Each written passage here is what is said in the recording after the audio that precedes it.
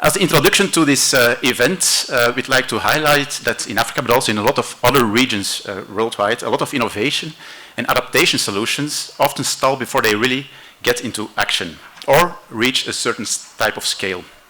And not due to the fact that they lack relevance or ambition, but because of early stage support is fragmented, unavailable, underfunded, or perceived as high risk.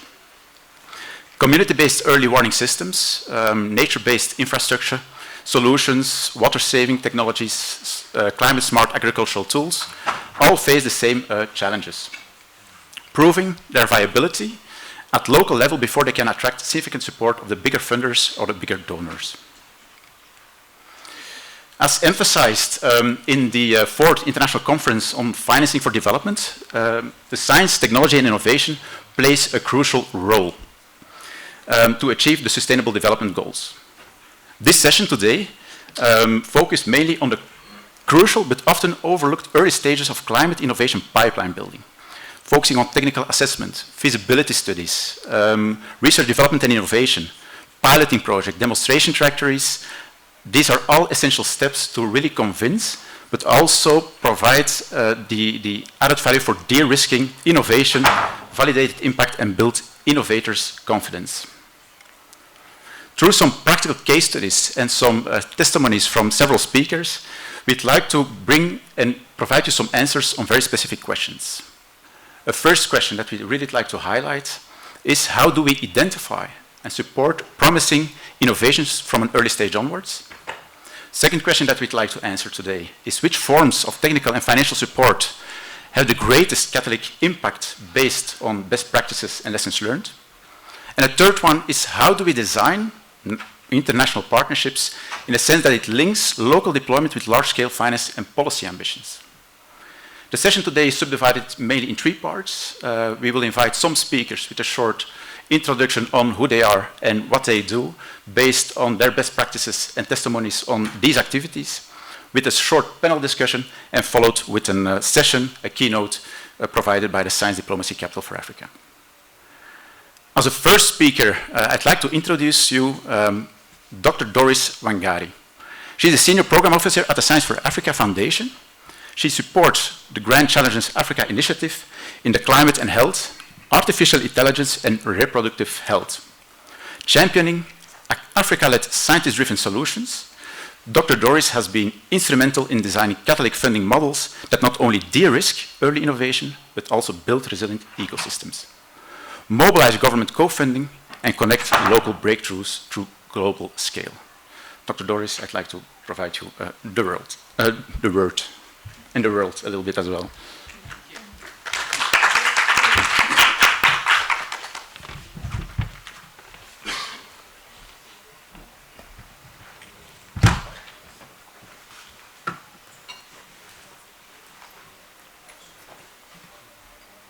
So good morning, everyone.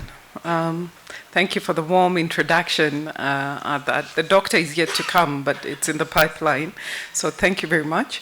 Also to the members that have chosen to participate in this session. I'll be talking about the Science for Africa Foundation, where I'm based. As introduced, my name is Doris Wangari. I'm a Senior Program Officer for the Science for Africa Foundation, and more specifically under what we call the Grand Challenges Africa Initiative. So I'll spend a bit more time on that. Okay. Yes, it's moving. So our tagline at Science for Africa is From Science to Impact, and I'm hoping that through this presentation, I will show you how this piece of work pans out. The Science for Africa Foundation is a Pan-African organization that is Africa-led and Africa-based. We're based out of Nairobi, Kenya, but with a, again, Pan-African mandate working across the continent. Our work is on supporting, strengthening, and promoting science and innovation around this ecosystem. We exist to ensure that science and innovation are not peripheral when we are talking about Africa's development, but central drivers of inclusive growth and resilience as well as prosperity. We have 3 thematic areas that I will be showcasing in terms of science, health, agriculture, and climate change. And our mission, as you can see, is to catalyze and strengthen the Africa's science and innovation ecosystem. Our work, as we'll see, pans out across a continuum from discovery stage, translational sciences, as well as science and policy engagement.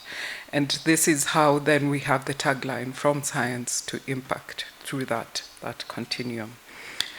Our focus areas are, we have what we call the 5 Ps. So we look at people, the kind of people that we would want to invest in, the talent, as well as the leadership. We also focus on early career researchers, looking at also the underprivileged communities, underrepresented groups, women, as well as even the next generation as well. We also look at places. When you look at the African continent, 54 countries, we try and support the various research institutions, as well as build them in terms of infrastructure to that. So we thrive in terms of ensuring that innovation can be sourced from anywhere within the continent. The other P is policy, and here we advocate for coherent, evidence-based. From the research that we fund, we try and ensure that we align in terms of the continental priorities that are there. For products, a lot of the research that we fund, especially under Grand Challenges Africa, we try and support, again, across that continuum to come up with products that are scalable to address the challenges within the 3 thematic areas of health, agriculture, climate resilience, as well as environment.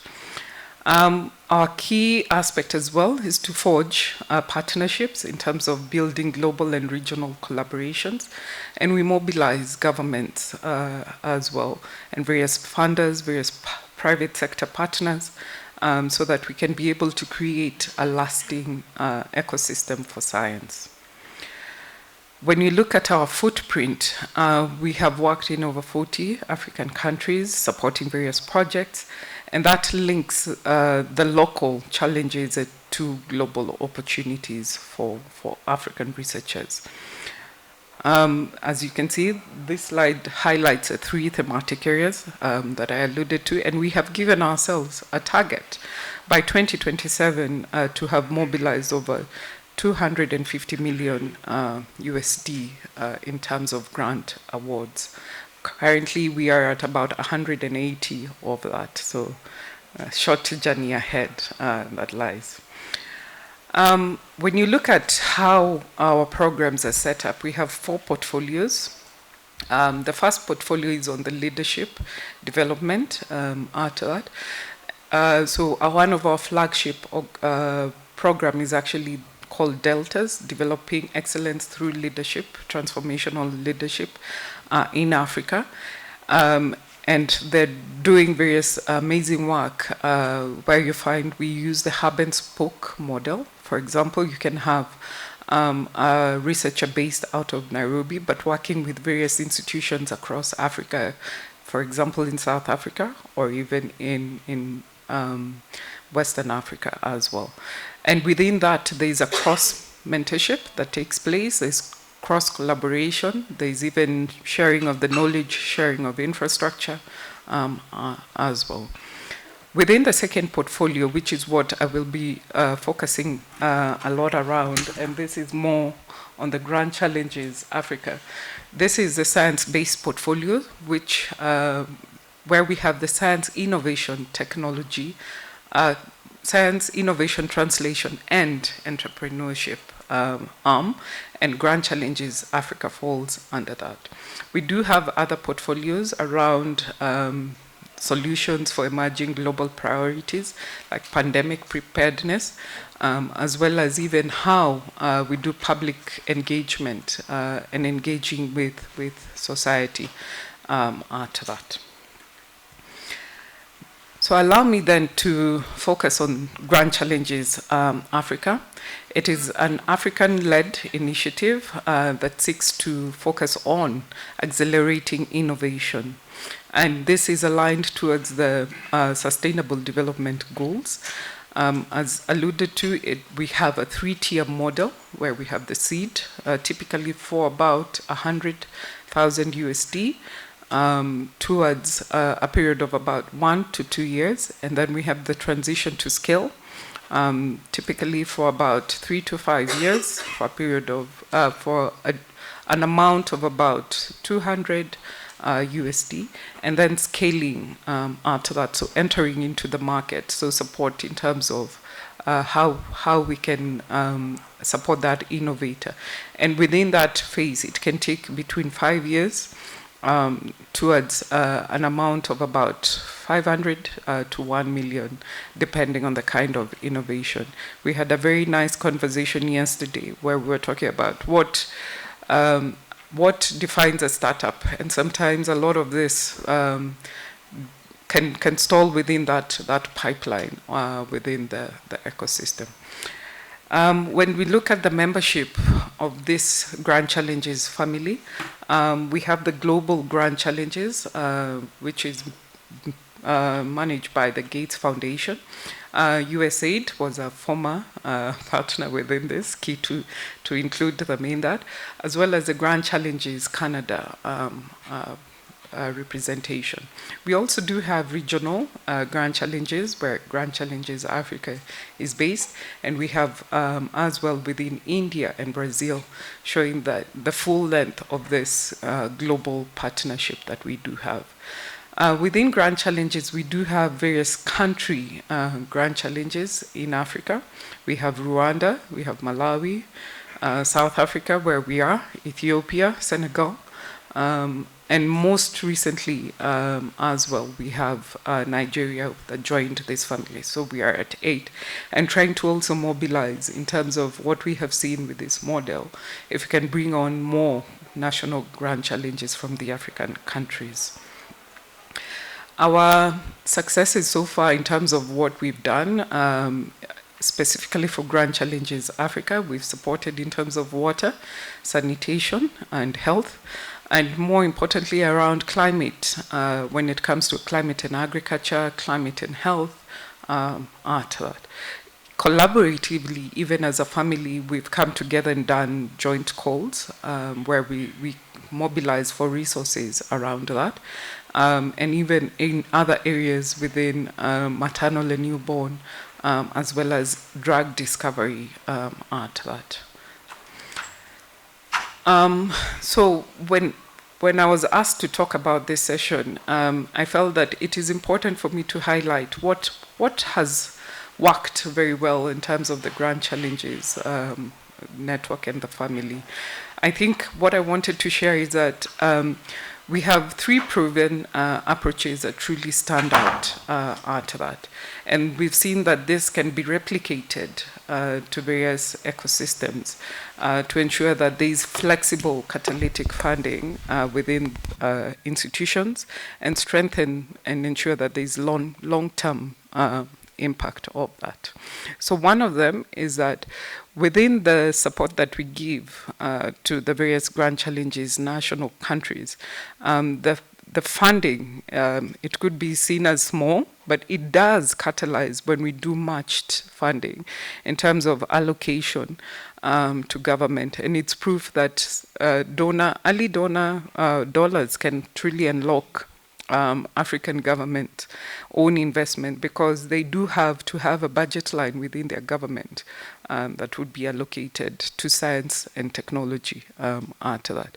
And this we've seen working out very well in Malawi and in Rwanda, where we were able to set up that that piece of work. And we worked in partnership with the African AUDA NEPAD, African Union, to ensure that the governments would be able to see the benefit that comes out of it. Sorry, is it able to go back? I wanted to also highlight, in terms of some of the African-led consortia, within the first pillar that I presented of our matrix, where we have leadership, we have the Deltas Africa.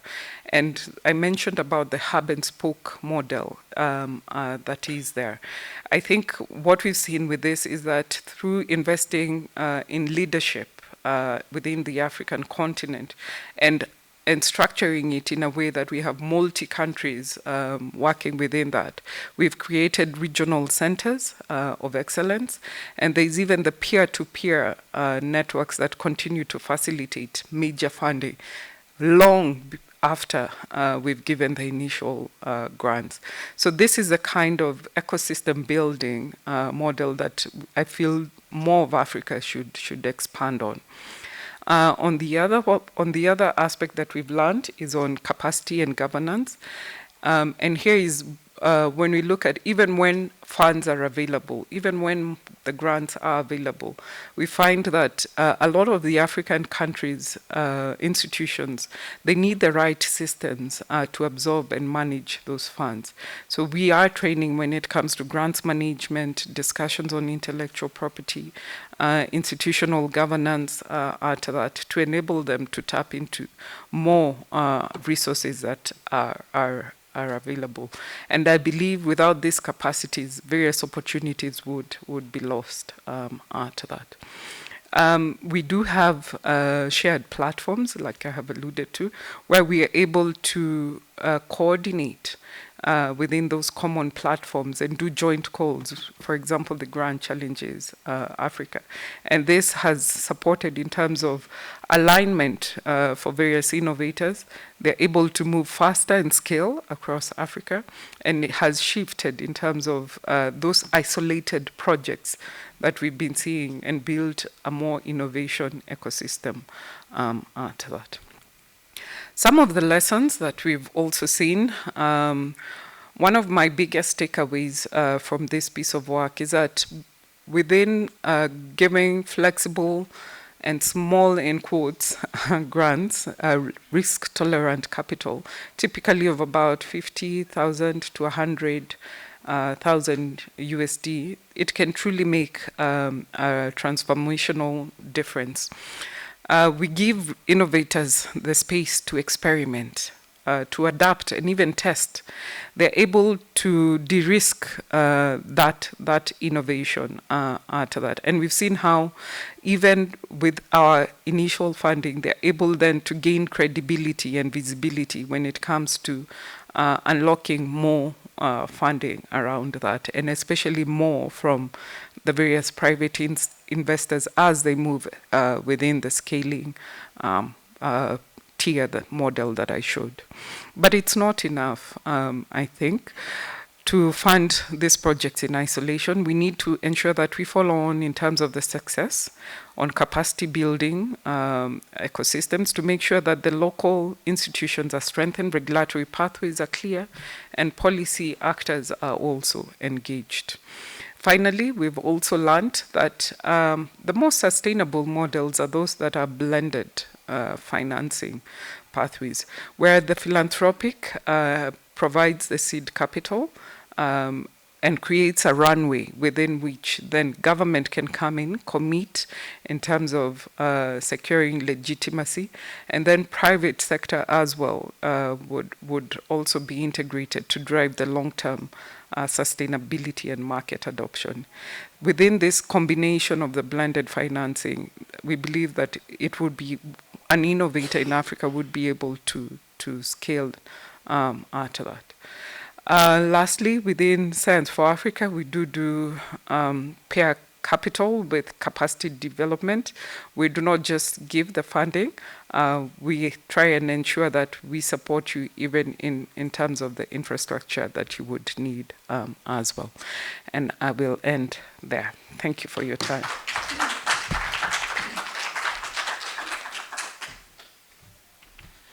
Thank you very much for this interesting introduction. Especially the governmental co-funding was something that attracts me, and especially on the fact that we can discuss this later and learn a little bit how the selection of the foundation looks towards and support projects based on the interaction between national driven innovation agendas and also the grassroots initiatives, because not always aligned, and how to prioritize also the, let's say, and give importance to the local grassroots initiatives. But nevertheless, very, very interesting. I think the next speaker will be Dr. Connie Bolte. She's a multilateral affairs coordinator for the Belmont Forum, where she helps align funders and stakeholders to address sustainability challenges.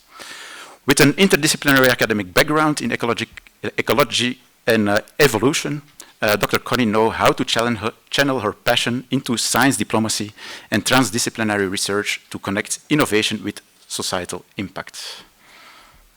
It's up to you.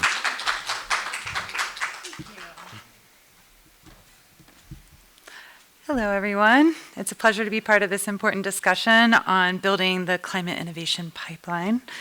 Today, I want to share how our experience at Belmont Forum, convening multi-country and multi-stakeholder, let's see if I can get that slide up. There we go.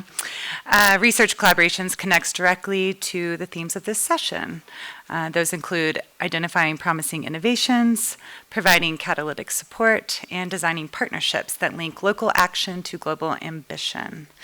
For those of you who may not know us, the Belmont Forum is a global partnership of research funding organizations, international science councils, and regional and research consortia. Our mission is to accelerate transdisciplinary research that addresses the most pressing sustainability challenges of our time. What makes us unique is our collaborative funding model.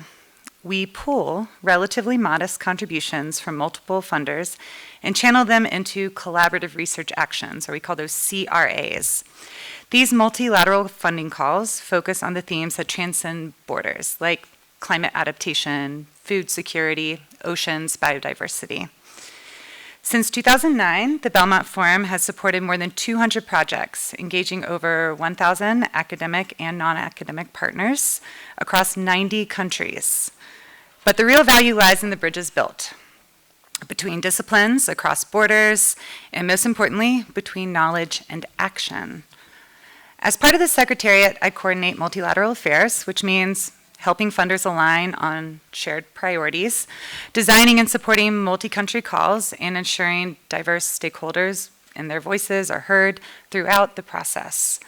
I sit at the intersection, essentially, of funders, researchers, practitioners, and communities. I'm like a boundary spanner, some people have called it, translating across perspectives so projects can not only be scientifically excellent, but societally relevant. This gives me a front row seat at how small catalytic funds, when pooled and strategically designed, can unlock innovations that would otherwise never make it into the global pipeline. The theme of this session, unlocking small funds to accelerate and de-risk local solutions, is exactly what the Belmont Forum was built to do. By combining resources, we create opportunities for early stage, experimental, and community-based innovations to gain traction, while also connecting them to the science policy financing networks that they need. So our approach to designing multi-country, multi-stakeholder calls rests on 4 principles. First, co-creation. Funders come together and identify shared priorities while leaving space for local context and creativity. Second, flexibility. Calls allow teams of all sizes to participate, from local NGOs to universities to government agencies. Third, shared governance. So we have steering committees with funders, practitioners, and researchers. And these steering committees, they ensure relevance and accountability. Accountability is a key one. And the fourth is community of best practice. So funders come together, and with like-minded institutions, we develop best practices supporting transdisciplinary co-created research. For example, our Oceans CRA, one of our projects, was in Madagascar. And these scientists worked alongside local fishing communities to restore coral reefs. With merely 800,000 euros, pooled by Sweden, US, and East Africa, the project developed a new tool to restore coral reefs, which also restored biodiversity, improved fishery yields, and trained citizens to monitor the coral reefs long after the funding had ended. So it's a clear case of how pooled small funds can unlock innovation and create enduring community ownership. And that's just one project. One of the biggest challenges is aligning diverse stakeholder needs. Governments seek policy relevance, private sector partners look for scalability, communities prioritize immediate benefits, and researchers value rigorous evidence. Our model requires our proposals to the Belmont Forum system, to articulate benefits across these dimensions. We also emphasize integrating scientific, indigenous, and local knowledge to ensure relevance and legitimacy. One other project, an example I'll provide, it was called Salt Mind, and it focused on desalination, brine valorization. It brought together researchers, private industry, and regulators. For governments, it reduced environmental risk. For companies, it opened up new revenue streams. And for communities, it improved water systems. By aligning different needs, the project demonstrated how research can deliver both immediate benefits and long-term sustainability. To assess impact potential, because that's the big thing these days, right? Everyone wants to know what's the impact of the dollar, what's the impact, where's it going? We think in terms of scaling out and scaling up. Scaling out means replicating successful solutions across communities and geographies. Scaling up means embedding those solutions into policy frameworks and finance mechanisms. Both are essential. One effective approach is bundling local innovations through multi-country consortia. This de-risks investments by creating a diversified portfolio, rather than depending on a single fragile pilot. And it also helps translate local success into international visibility, bridging the gap between community-level action and large-scale finance or policy ambition. Again, a lot of our projects at Belmont Forum have pilots in different geographies and working with different communities, and that essentially helps us assess scalability. And we've seen projects that began as small catalytic grants evolve into recognized contributors of IPCC assessments, national adaptation plans, and regional development strategies.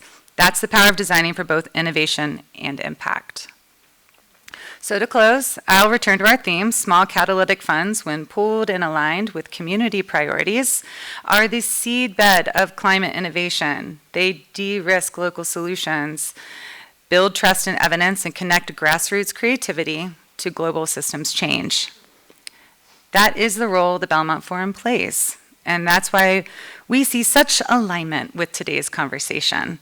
By fostering transdisciplinary international collaborations, we help ensure that promising innovations don't stop at the pilot stage, but become part of the larger pipeline towards sustainability. Thanks.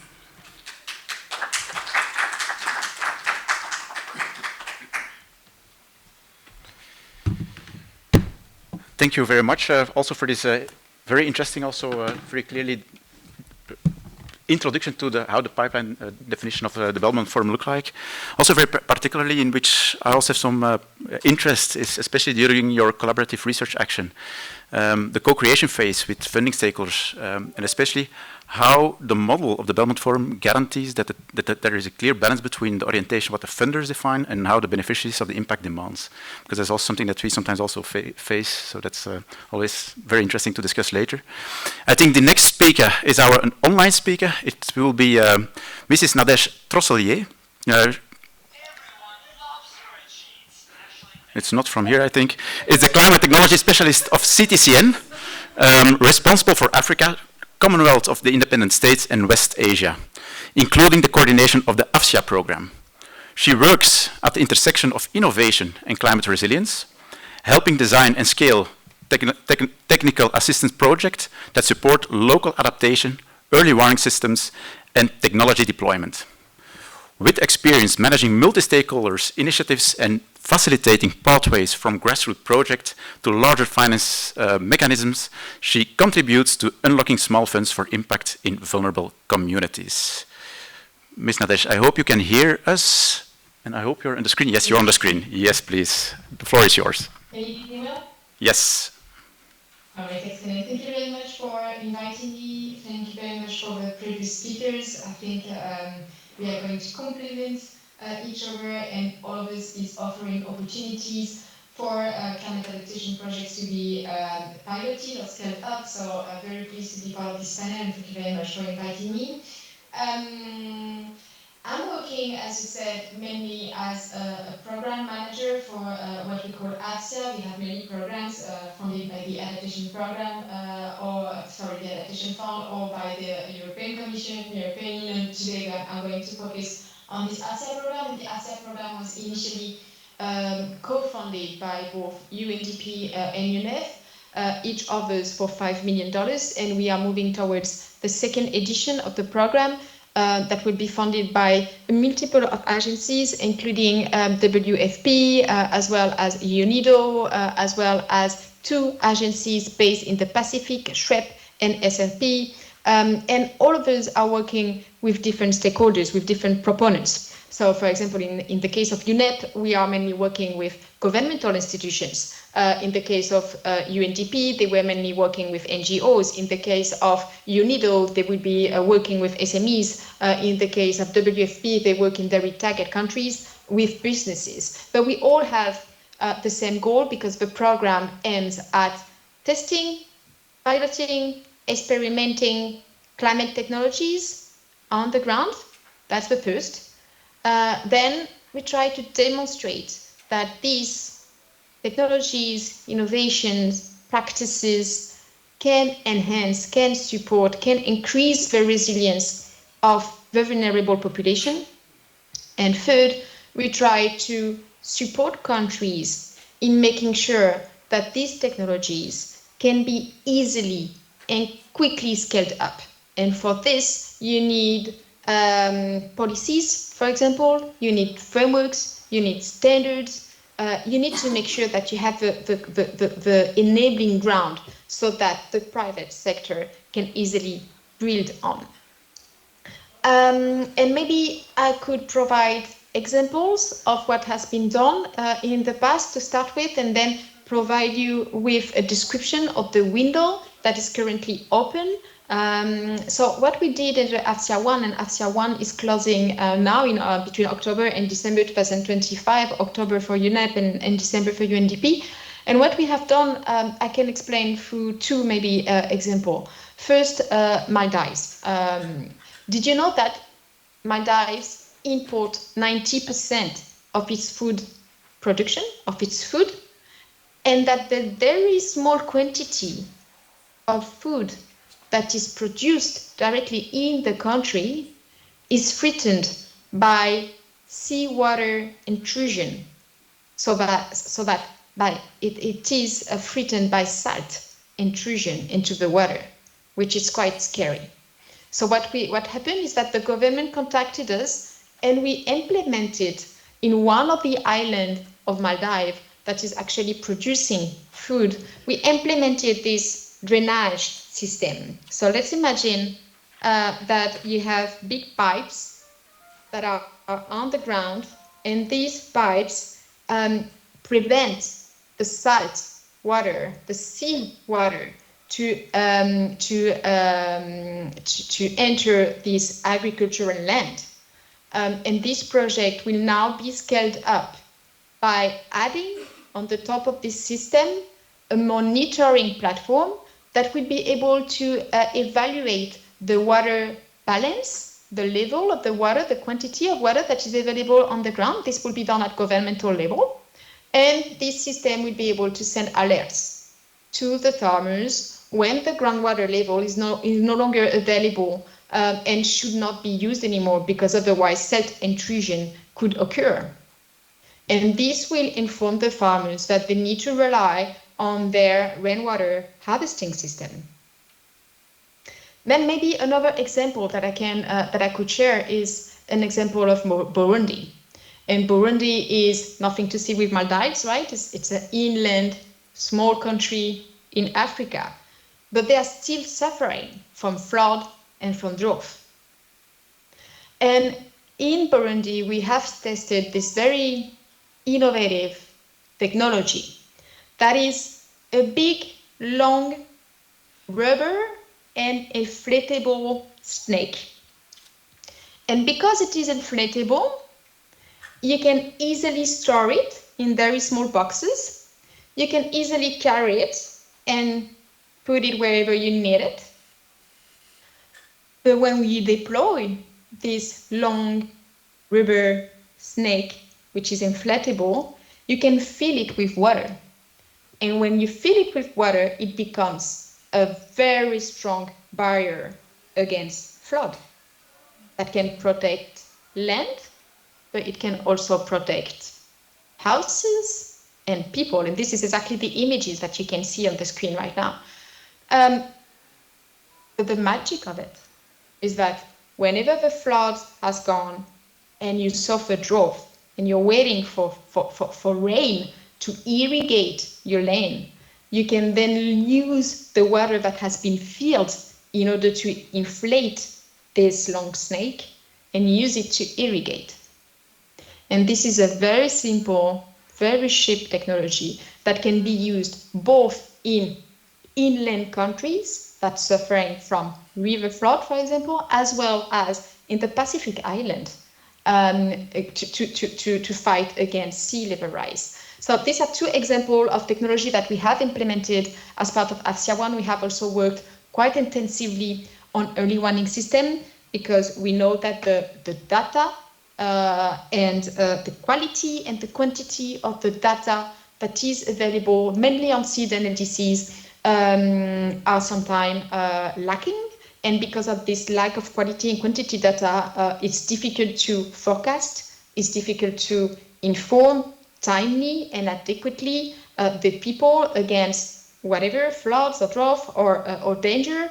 And that in order to improve this data and to have functional early warning system, you need to work both from the governmental side, but as well in country. And we have another example, for example, in Malawi, where of this cooperation between the communities on the ground, the beneficiaries, and the government. And it was again on water, because water is a big problem. And when it's missing, we're suffering. When there's too much, we are also suffering, right? So water is very key when you talk about adaptation. And in Malawi, they had the government had a platform, but the platform was not using accurate data. It was not real-time data, and the information was not reaching the community about flood drought timely. So what we did is a cooperation through which the community with a very basic phone, not a smartphone, just a normal phone, can send SMS every day to the government entity, to the meteorological services, with the level of water.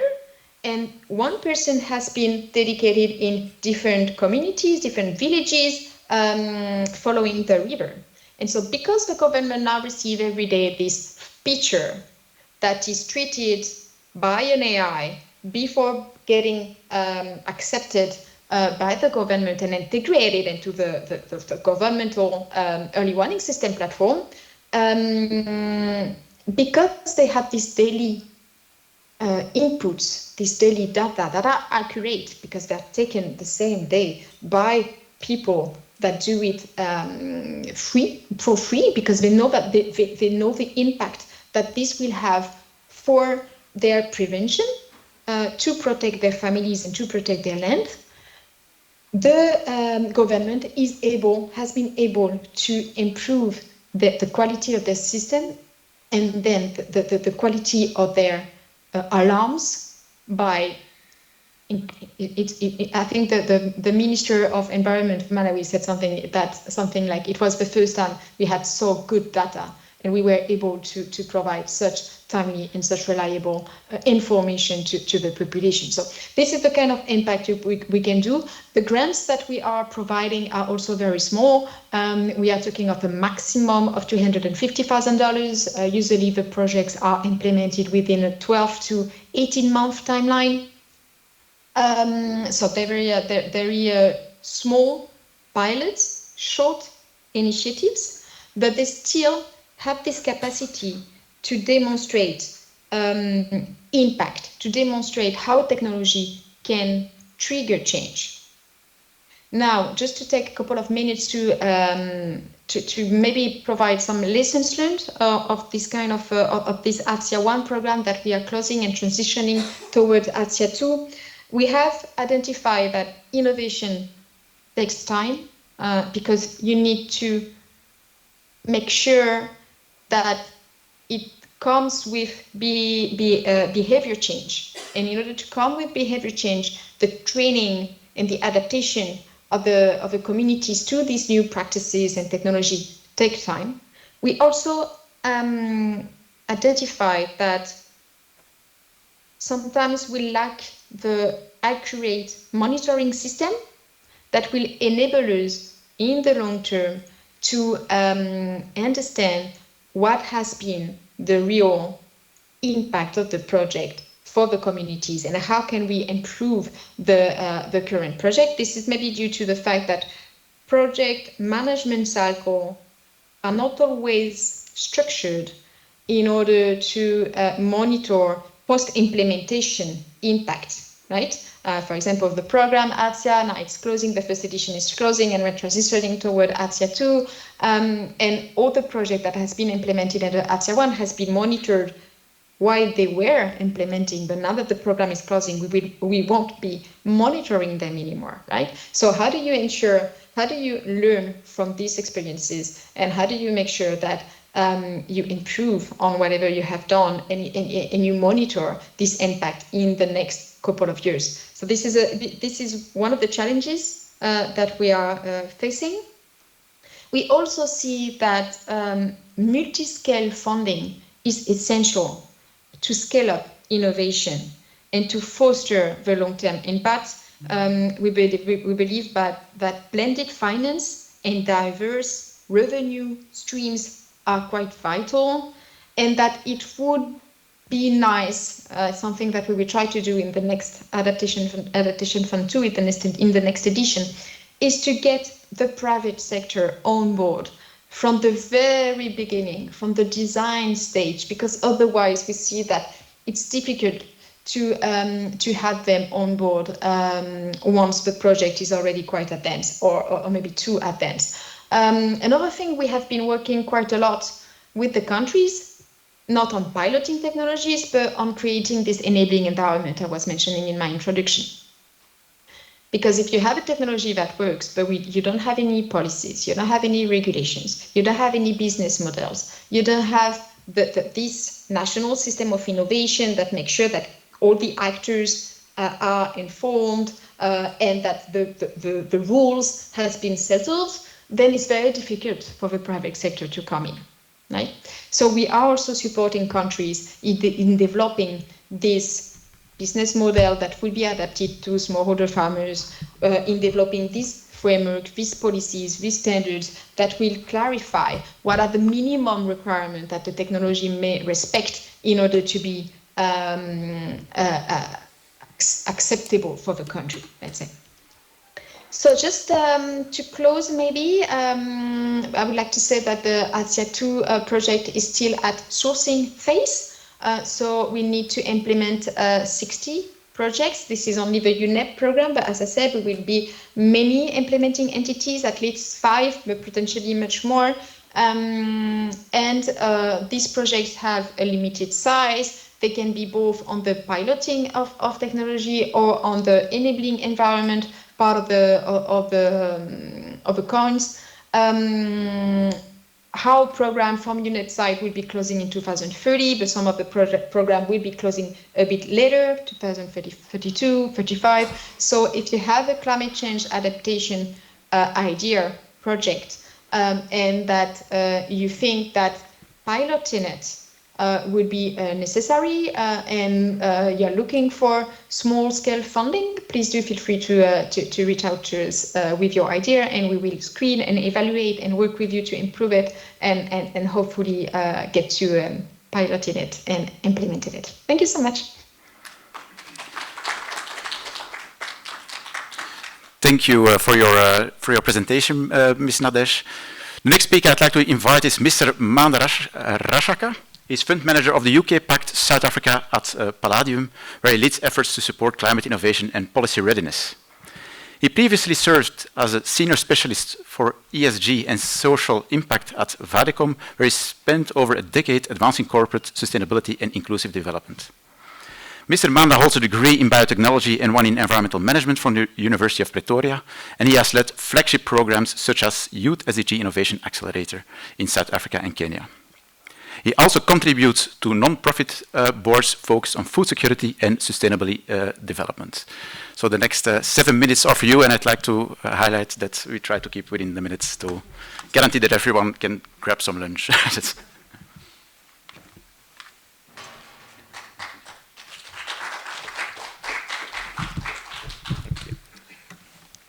Thank you very much. I think our organization is a bit unique in the way in which we work. So as stipulated, I work for UK Pact, the PACT standing for Partnering for Accelerated Climate Transition. So a bit about UK Pact. So UK Pact is a fund that operates in many jurisdictions globally. And we are a demand-informed program supporting mostly, strictly actually government. So we provide technical assistance and capacity for accelerating climate transition within government spaces. And I hope to highlight how we bring in innovation in what we do. So in terms of the kind of support, so I've already said it's demand-informed. So government comes to us and says, we want to do this kind of project, or we would like to get this thing started because climate change is still relatively new within the government space. And we look into that based on our strategy that we develop for the country, and we respond accordingly. And we can respond either by placing an individual on a long-term basis who will provide that support and that capacity, because I think most of the time government wants to do work in the climate space, but it takes a long time to create the capacity. So we provide that upfront capacity. And we try and work in line with existing policy. And in some areas, we've supported policy development work within the South African space. So the objectives of UK Pact, very quickly, the program's overall objective, and I think this should make people happy, because usually we speak about climate change and people think about lost livelihoods. But our objective is to promote overall alleviation of poverty. So we want to address climate change, but we want to make sure that addressing climate change does not leave people destitute. We do this in two ways. Directly by reducing greenhouse gases and therefore reducing the negative impact of climate change. And secondarily, we partner with countries by funding climate-focused activities to support growth, create sustainable jobs, improve lives of citizens, and empower marginalized groups. And as you will see here in our theory of change, we are a country-led program, so we do not impose, even though this is international donor funding, our own priorities, but we support the priorities the country has. We want to be transformational in the work we do. We are flexible to be able to make sure that our work fits into the greater ecosystem of work that's already being done, and we like to document, and we also look out for opportunities for learning. I think most key around this kind of work is making sure that you sustain your work beyond exit. So that's very important to us. And as you can see, GEDSI, which is gender equality, disability and social inclusion, is the underlying bedrock of the work that we do. In terms of where we work globally, where you will find the UK Pact Fund, it's in all those countries.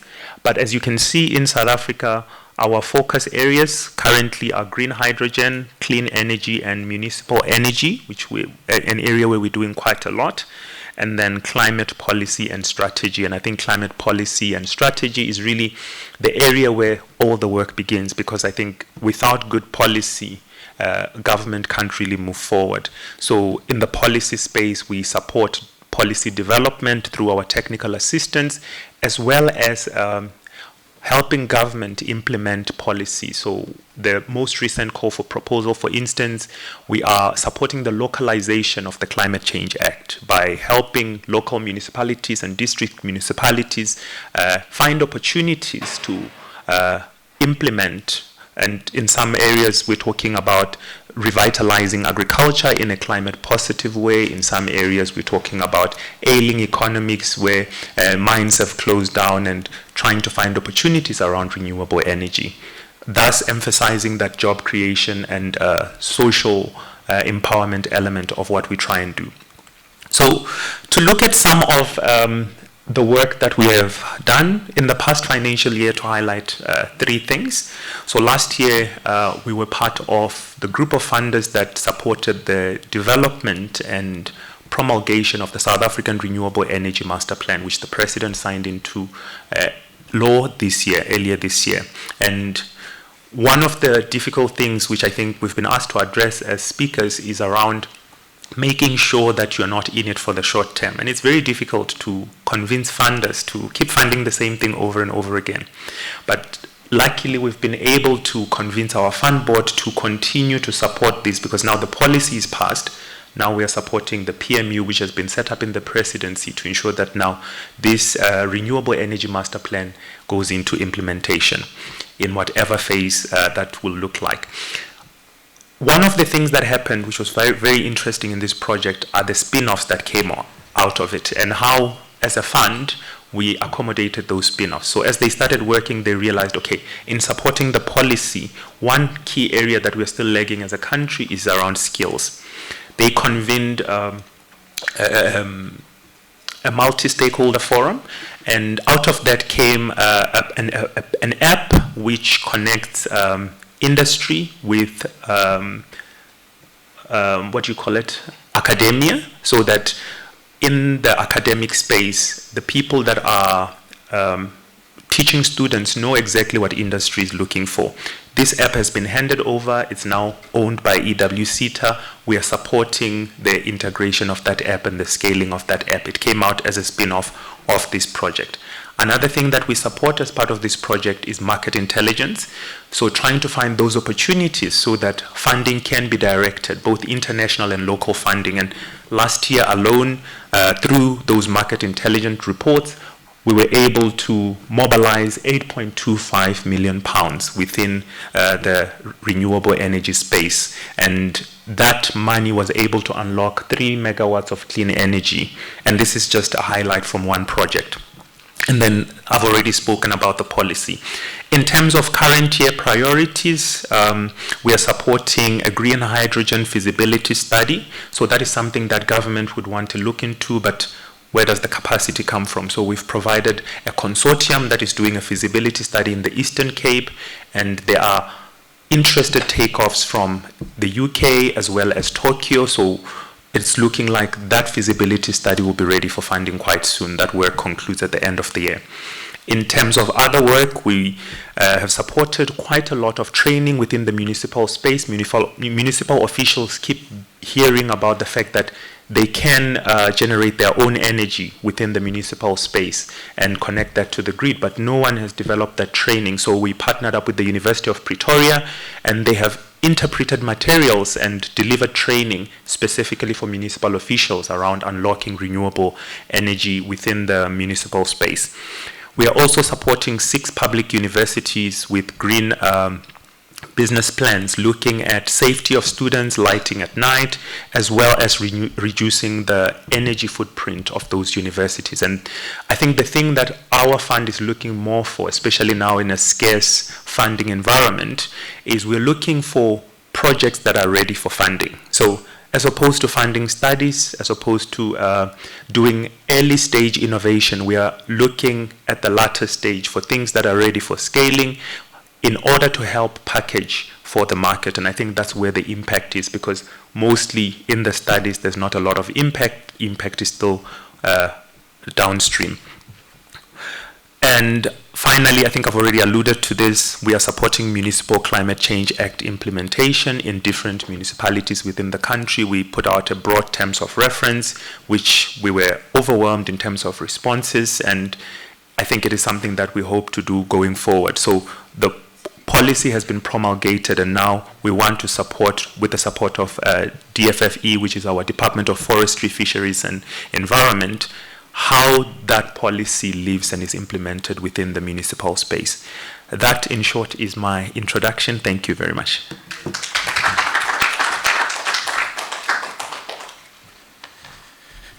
Thank you very much, Mr. Manda. The last speaker for the panel is, I'd like to introduce you to Dr. Elaine Segati Rios. She holds a PhD in language studies from the Universidade Estadual de Londrina and is professor at the Universidade Estadual de Norte de Paraná, Brazil.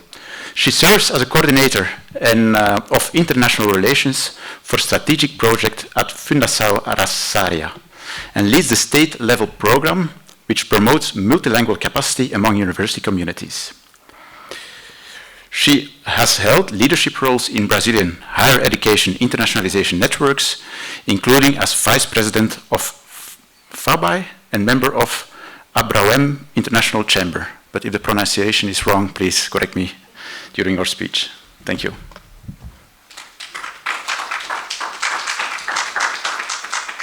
So good morning, everybody. So good afternoon already, right? So I'm Eliane Segati Rios. I'm the International Advisor for Strategic Projects at Araucaria Foundation in Brazil. It's from Paraná State. It's a state funding agency, so maybe you don't have that idea, but in Brazil you have the national funding agencies called CAPES and CNPq, but we also have the state funding agencies to potentialize the development of science and innovation. So in Paraná, that's just below São Paulo State, it's Araucaria. So we have a very strategic project, part of the government, that establish strategic areas for the development of science and innovation, and the Araucaria Foundation is the responsible for doing that, having the sponsorship for different kinds of projects. Who we are in Paraná. So you can see here on the map, we are located in the southern region in Brazil, just below São Paulo State. So it's a very privileged location because we have a border with two other countries, that's Argentina and Paraguay. So that gives us lots of access to the Mercosul market. Besides that, Paraná is considered the state with the 4 highest GDP in Brazil, the second largest technological innovation hub in the country, also considered the best investment strategy for South America, according to the Financial Times, and the highest agricultural productivity and the second produced of grains in the country.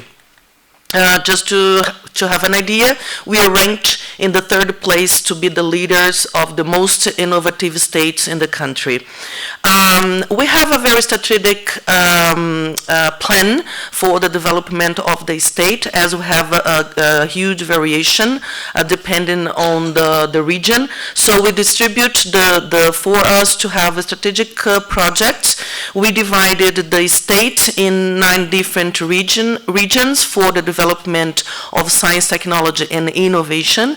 And also we have 12 thematic science, technology, and innovation ecosystem. So climate change, agriculture is one of them. So it impacts differently depending on the region we want to promote the local development. Okay, so our ecosystem is composed by our universities and also our startups and research centers. So just in Paraná, we have 7 state universities, 4 federal universities, and 12 private institutions. And regarding these ecosystems, Araucaria Foundations give the sponsorship for all of them to develop projects. We have around, just considering the public institutions, state and federal ones, we have around 24,000 PhD researchers, 21,000 master researchers, and around 500,000 students. So this is our ecosystem, and it's very well distributed all over the state. Besides that, we have also our innovation environments. Our innovation environments includes the universities because our startups begins their process inside our universities and also in some research centers, and they are very similar to the distributions of our universities. We foster science, technology, and innovation at Araucaria Foundation, considering three main points. The first one is our digital platform that was developed to access all this network of researchers, all this network of collective intelligence for us to develop our strategy. So we call Araucaria. It's a digital platform that gives access to all the information we need to develop project in science, technology, and innovation.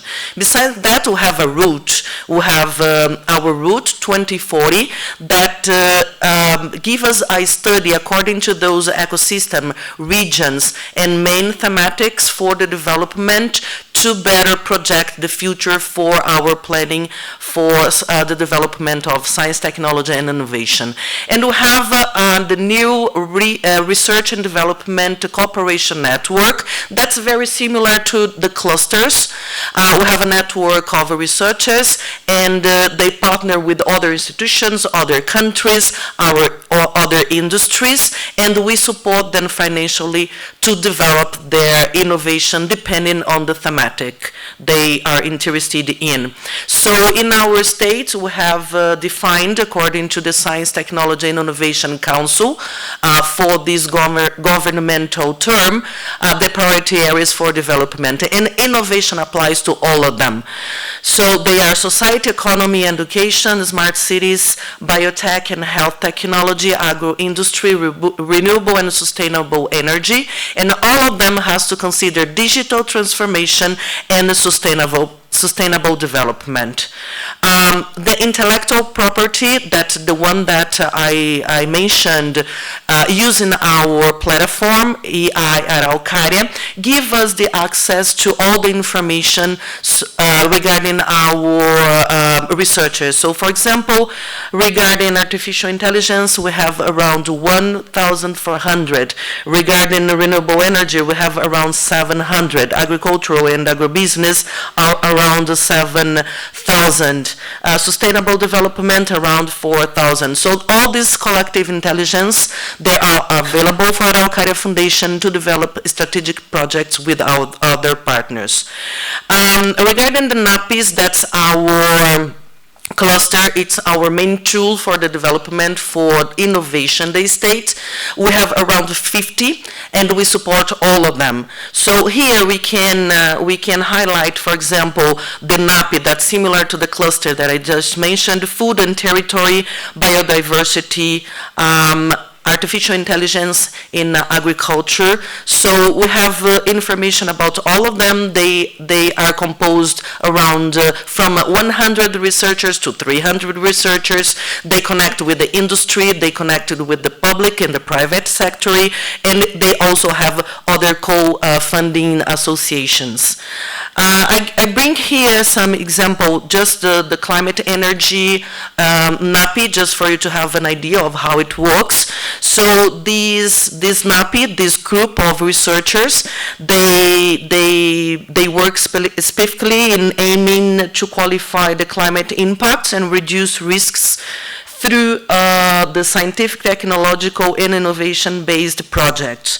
So the main goals has to do with the training high-level scientists, technological and innovation personnel in climate change, identifying forecasts events of climate change, develop an inventory about black carbon emissions in our state, in Paraná state, promote interactions considering climate change, agricultural, biodiversity, and also forests. In addition to that, communicate results to our society to bring results and to make them conscious about how they need to succeed in future and modern societies, and contribute to public policies, the development of public policies and actions for mitigation and reliance in rural and urban areas.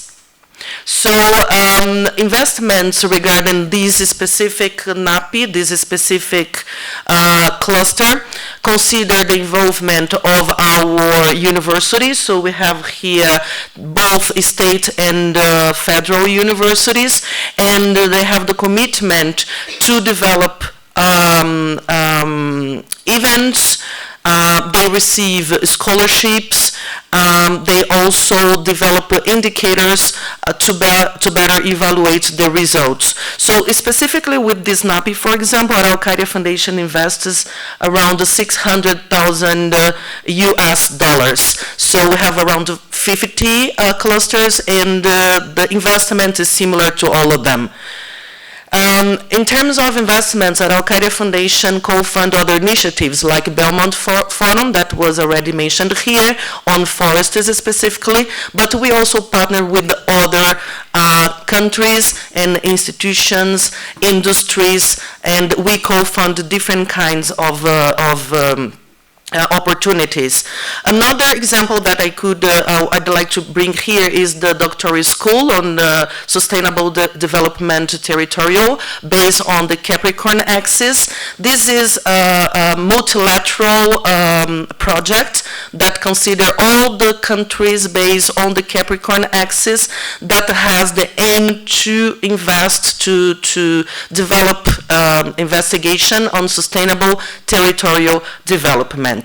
So we consider that as an international collective intelligence to co-produce and interoperability of the territory. So we also consider the 5 Ps, the planet, people, prosperity, peace, and partnership as part of the project. And we highlight all the goals of the 2030 agenda.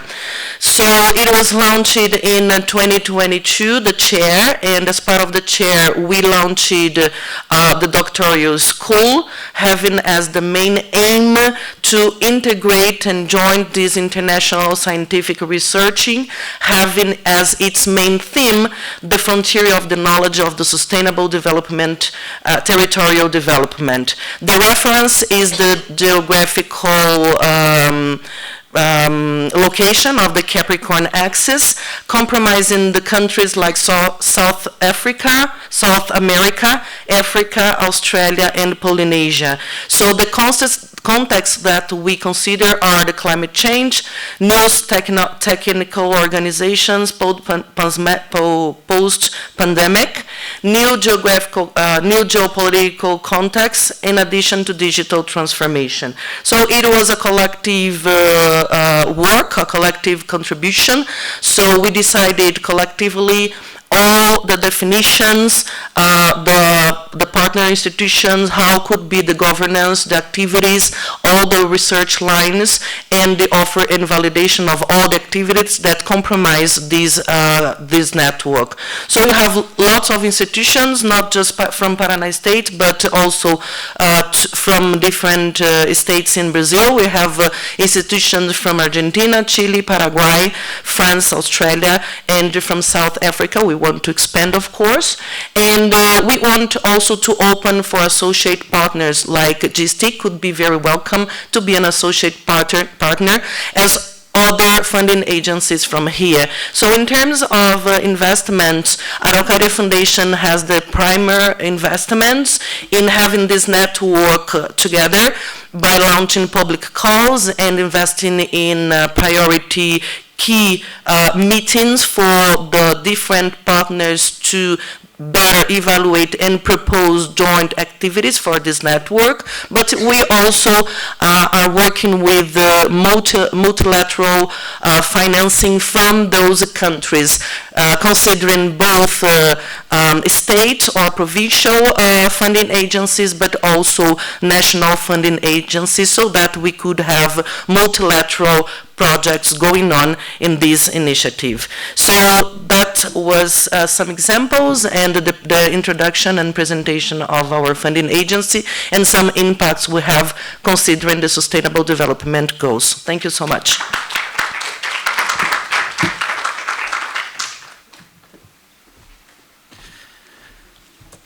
Thank you very much for your introduction. Then I'd really like to invite all the speakers to the stage for a short, let's say, panel discussion. I try to keep, let's say, the time in the event within and finalize the event around 1 o'clock. Maybe we will go a little bit over time, but I really try to guarantee that the event will end in time.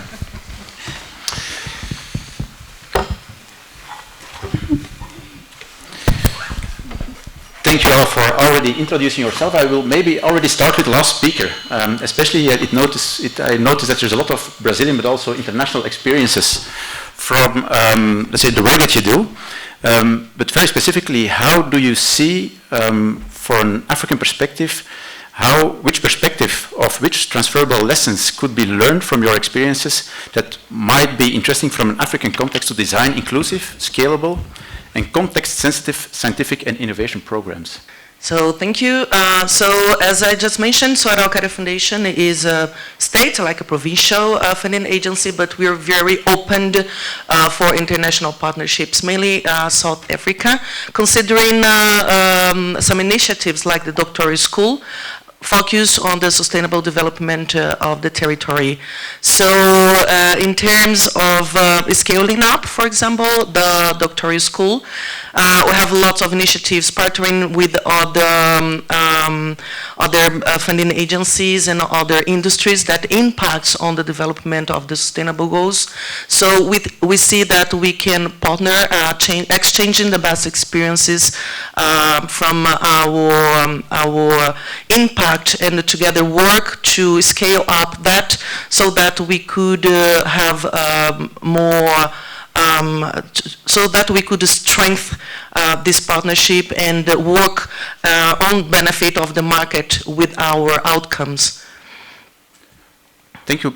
Maybe I don't know whether you're also from Belmont Forum has some additions to the question?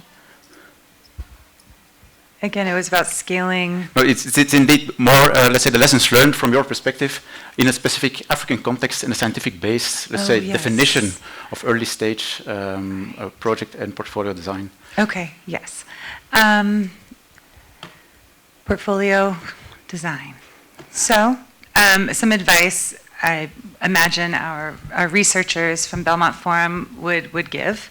Those already having been active here in South Africa and been South African researchers, is the importance of that stakeholder engagement.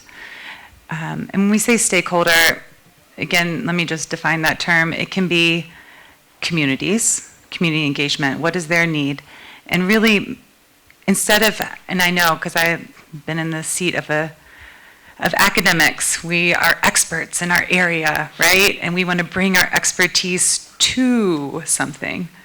But it's important to flip the script. It's what are the problems that need to be solved, and how can I use my expertise or my scientific way of thinking, my evaluative brain, to help find the right answers for this community. And I think that is the best advice I can give for any researcher out there. And then it can also be stakeholders, could be NGOs or business innovators, right? I think you mentioned talking with the private sector. The private sector, you're looking for things that are ready to go and to be marketed up. And if you have that mindset, the researchers do from the beginning, then you're likely to be successful in actually solving a problem. Perfect, thank you. I want to align it a little bit with the presentation that you gave. Indeed, it's very interesting to include already from the beginning grassroots initiatives. You spoke on the co-design with funders, how to align basically those two, let's say, the national innovation agendas combined with the grassroots ambition from a private perspective or from the community perspective into the co-design of your project definition and your portfolio definition. Thank you for that.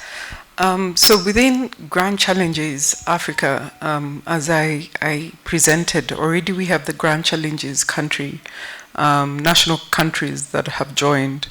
And one of the things that we noted is for wheat to be sustainable, we needed to be embedded in a hosted government institution. So a lot of these grand challenges national are based within the national councils of science and technology in the various countries. And within that, then, we are aligned in terms of what are the national priorities of that country. For us as Science for Africa, I already presented, we do health, agriculture and climate, environment. However, we find that within the national strategies, there are aspects within energy, education, and they are free to support in terms of those various aspects to that. I think one of the competitive advantages that we provide within this platform is the aspect of we're able to pool together funding as a group and even offer more visibility of that level of the funding. There are also opportunities when it comes to capacity building. We treat the researchers that we are funding within a community of practice, and that is how then they're able to collaborate and apply for even bigger funding opportunities at that. I'll also add that there is a publication in terms of this model and how we have been able to match the funding with government, the case study of Rwanda and Malawi, that I'd be happy to share. Would anyone be interested in that? Thank you very much. Also maybe aligned with, I don't know whether the speaker online is still available or can hear us. Otherwise, I was also very interested in the presentation that you gave, a little bit aligned with the answer that we already have given.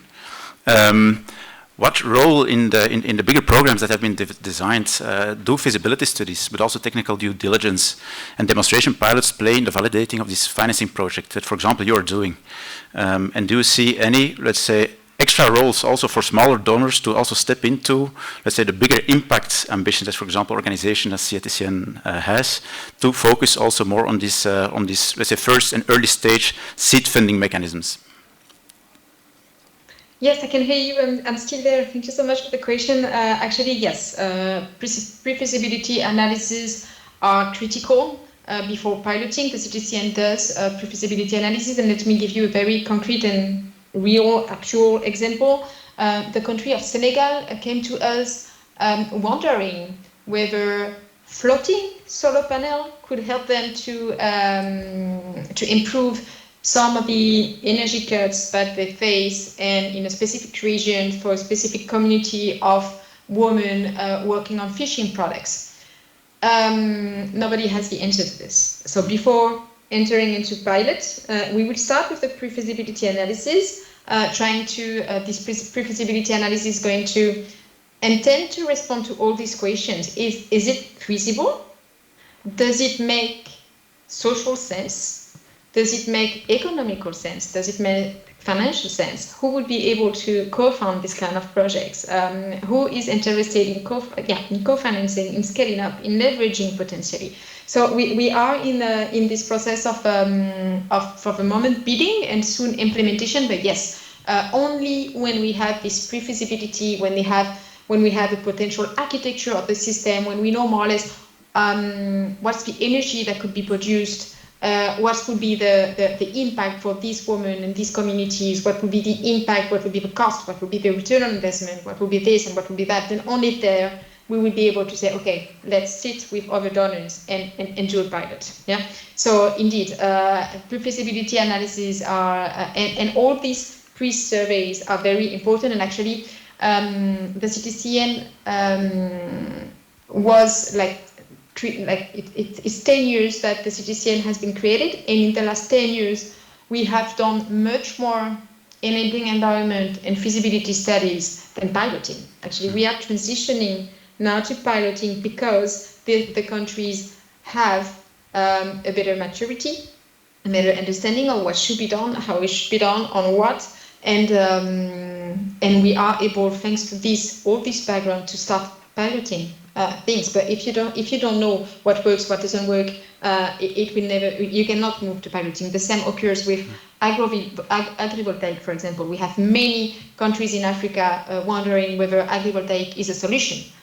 It depends. It depends where. It depends for what crops. It depends what are the temperatures there, and what is the. It depends on many factors that you need to estimate and value based on the very specific context. So yes, pre-feasibility and the architecture of the system is very important when it comes to sustainability of the system, because we are working on such small scale pilots. Having both the agencies like the EU delegation, the UN agency on the ground, the GSIR, the IFD, but as well the local banking institutions, as well as the private sector, is very mandatory in order to make sure that it's not going to stay only a very small pilot at very small scale, but that we will be able to scale it up so that it has a real impact in both adaptation and mitigation side whenever it's a cross-cutting project. Thank you. No, thank you. Thank you for the answer. Maybe a more generic question. It's more in the phase of the, let's say, the changing, let's say, global, orientation that currently is happening.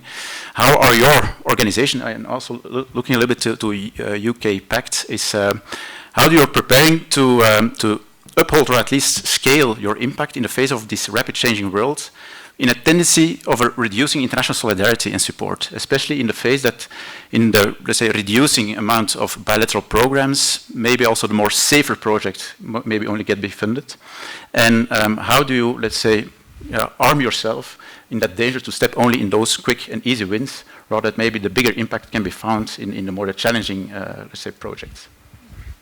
Yeah, that's a difficult one. I mean, it's a space that has to quickly evolve because funding is scarce. So I think with the demise of US aid and the decreasing UK funding also, because not only is US aid no more, but our funding is decreasing, we're having to, I think, engage more with other funders. So we find ourselves talking with the likes of GIZ to make sure that we are not funding the same things. So duplication has to decrease.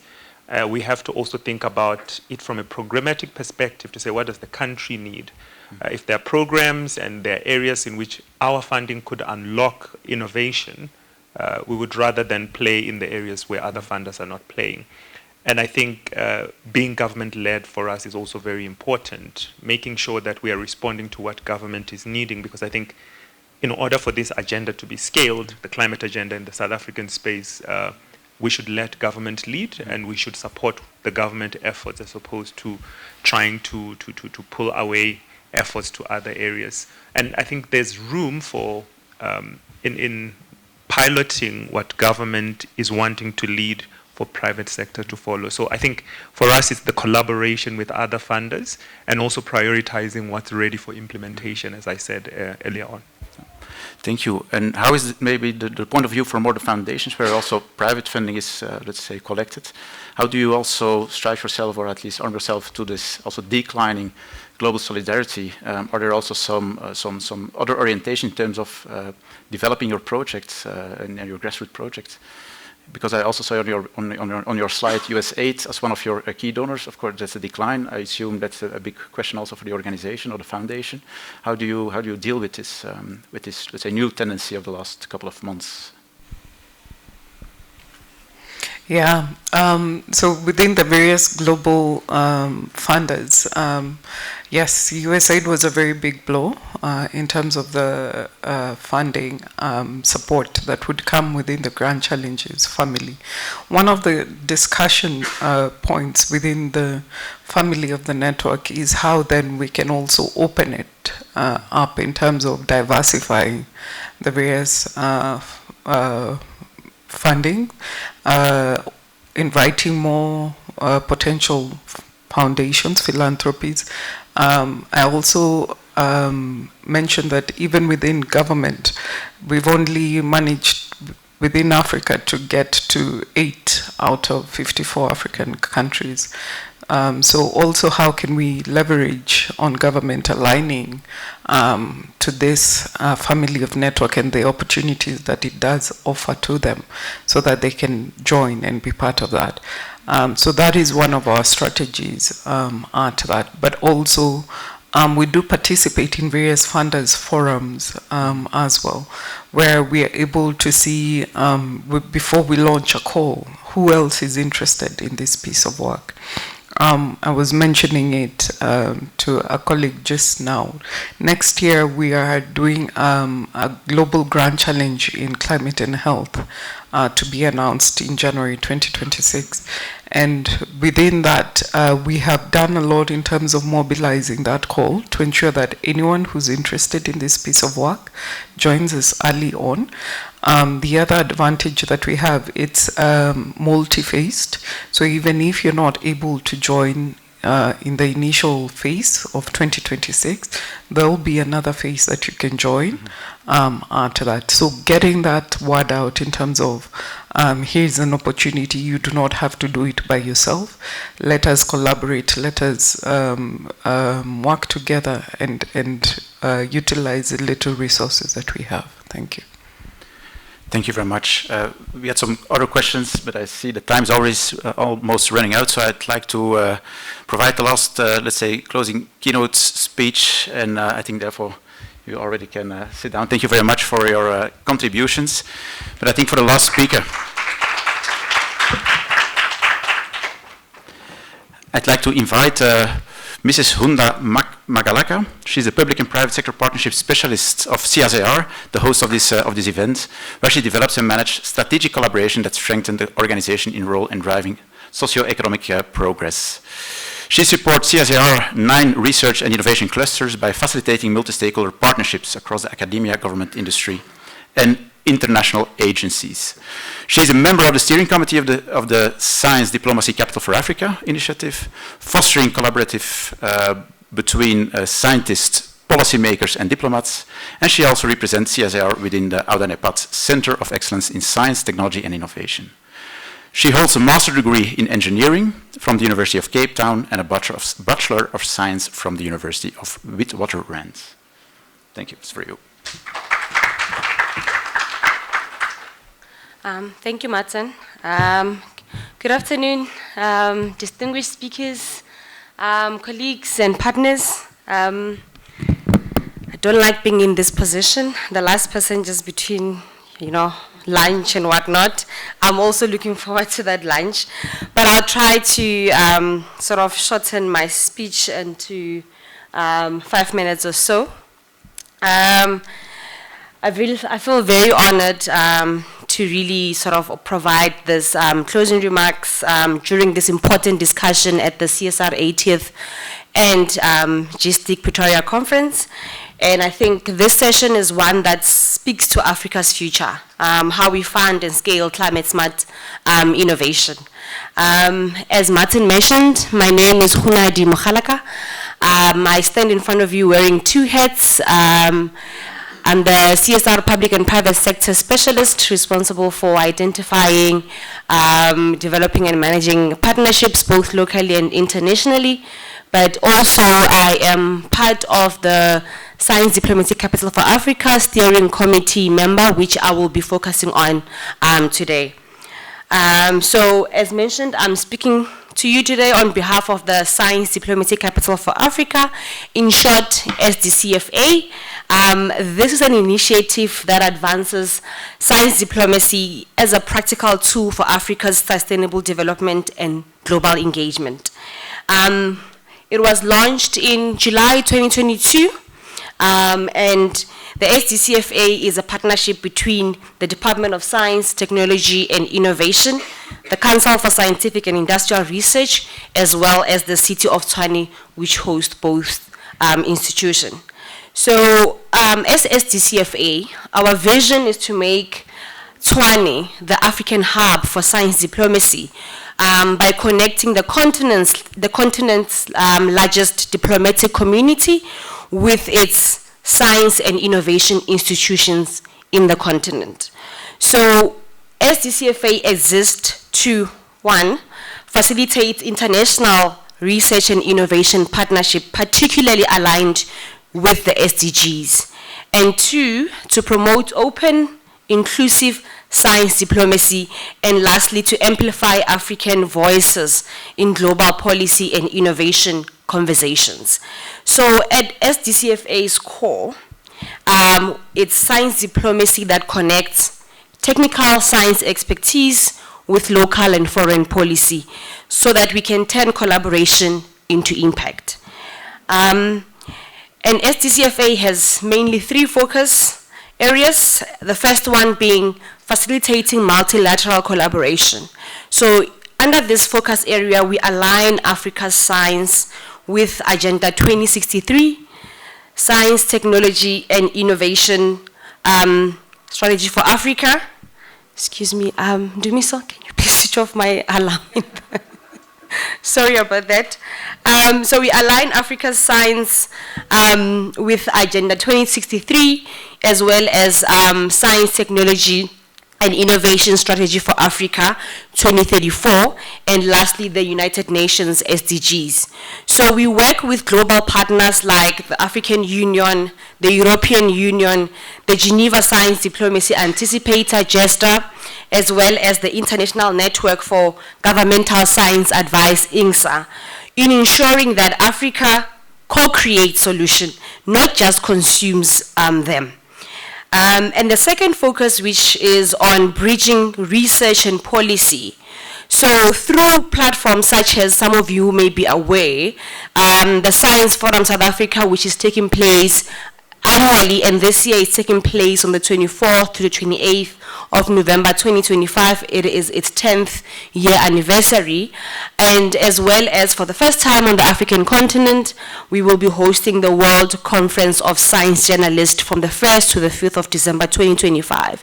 So with these 2 examples, we basically, besides just bringing in the technical expertise and the policymakers and your diplomats as Science Forum, through the Science Journalist Conference, what we aim to do is that while we develop the policies, we develop the innovations and so forth, how do we communicate those to every individual? Hence, we brought in this World Conference of Science Journalists, which is the custodian of the World Federation of Science Journalism, to basically come and engage with the policymakers as well as the scientists in communicating some of these great innovations that you've been talking about as speakers today. So we will be basically connecting your scientists, policymakers, and diplomats to turn the knowledge that is created into action. And lastly, the focus area on building capacity. So here we've got quite a number of initiatives that we run, but just to mention 2, because of time, we annually host what we call the Science Diplomacy Masterclass, which is basically an idea to develop Africa's next generation of science diplomacy leaders. We host that as a side event to the Science Forum that I mentioned earlier on. And this year, we partnered with, as mentioned, GESTA, the Geneva Science Diplomacy Anticipator. They are developing a global curriculum on anticipator leadership, and they identified South Africa through SDCFA as one of its partners to deliver what they call anticipator leadership weeks. So we just successfully delivered one of those weeks together with other 5 countries across the globe, and basically we partnered with GESTA here to host this week, where we convened policymakers, scientists, and innovators from across 14 countries, mainly from Africa, but also from other parts of the globe, to engage on how imaging technologies such as quantum computing, as you know, neurotechnology, as you might have heard as well, and climate engineering linked to the topic today, in how they are reshaping our world. You know, what is being discussed, what is being innovated that will impact us in the next 5, 10, 15, 25 years from now, and how are we going to be basically reacting to those science breakthroughs. You would have seen, I mean, I'm preaching to the choir here, I'm sure you saw what happened during COVID, right? And these are some of the things that we want to proactively respond to and not react to. So in terms of that week, we had about 40 participants, and some of them were members of South African Parliament, staff members. We had policymakers from different departments. We had NGOs represented, and those 40 participants were equipped with the knowledge and the know-how in terms of how to respond to some of these breakthroughs that are coming out from the labs, those that are still in discussion, and we mainly based this on the G-STIC Science Breakthrough, which is available online. And one of the areas that is not yet part of the G-STIC Science Breakthrough radar, but it's one of the knowledges that we have, you know, in Africa, the indigenous knowledge systems. We incorporated that into the program because it is a base knowledge for most of these domains that you see coming out of the Science Breakthrough radar. And then just invite you, tomorrow we're hosting the Science Diplomacy Capital for Africa, Diplomatic Circle for Africa, here at the CSIR ICC as part of the CSIR 80 and G-STIC Pretoria Conference. This session tomorrow, it will be bringing together ambassadors, the African Union's Development Agency, NEPAD, policymakers, as well as heads of research and technology organizations across Africa to basically drive continental collaboration under CSIR 2034. So it's basically science diplomacy in action, where we are connecting missions, embassies, scientists, and institutions to co-shape Africa's science and technology's future. And just linked to today's session on building the climate innovation pipeline, I think that deeply aligns with SDCFA's mission. Across Africa, as you know, innovative climate solutions from early warning systems to climate smart agriculture, they often stall at a pilot stage due to fragmentation, high risk early stage finance. So with science diplomacy, it provides the bridge that connects your innovators and scientists, your policymakers and financiers, as well as your diplomatic networks that can mobilize global cooperation, starting here locally. So through SDCFA, we would like to work with everyone that is in the room and those that are will be watching online to encourage shared funding schemes between governments and development partners. And secondly, to support the building of innovation platforms that will help validate and de-risk technologies. And lastly, to support the policy frameworks that will enable scalability and attract investment. So in essence, science diplomacy here can turn innovation pipelines into investment pipelines. And to everyone in this room, funders, diplomats, researchers, and policymakers, we invite you as SDCFA to collaborate through the SDCFA network to connect your climate innovation efforts continent-wide through our network. And secondly, to embed science diplomacy principles in funding models to align with Africa's priority. And thirdly, to engage with SDCFA through our diplomatic circle tomorrow and other 2025 events to move from discussion to delivery. And I would like to take this opportunity to thank Vito as well for providing me this opportunity to talk to you today. And I look forward to building this future with many of you in the room. Thank you so much.